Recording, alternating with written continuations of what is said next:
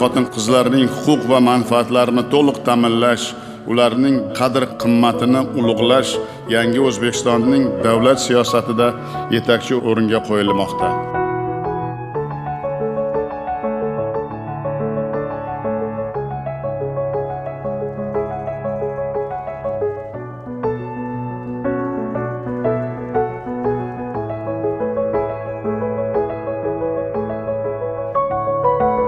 Bitta qizni o'qitsak, butun oilaga ta'lim bergan bo'lamiz.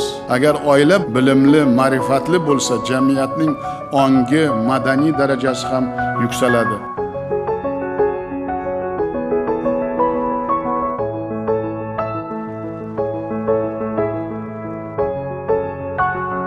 Aql zakovatli, bilimli, iste'dodli xotin-qizlarimiz davlat va jamiyatning barcha sohalarida namuna bo'lishmoqda.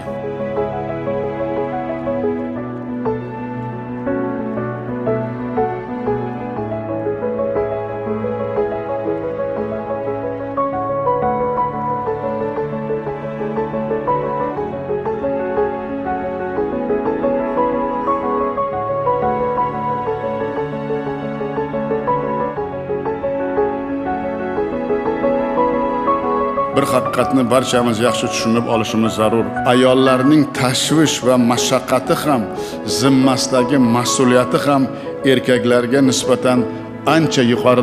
Uy ro'zg'or ishlari va farzand tarbiyasidan ortib ta'lim olayotgan, mehnat qilayotgan va tadbirkorlik bilan shug'ullanayotgan xotin-qizlar zamonamizning haqiqiy qahramonlari desak, bu ham to'g'ri bo'ladi.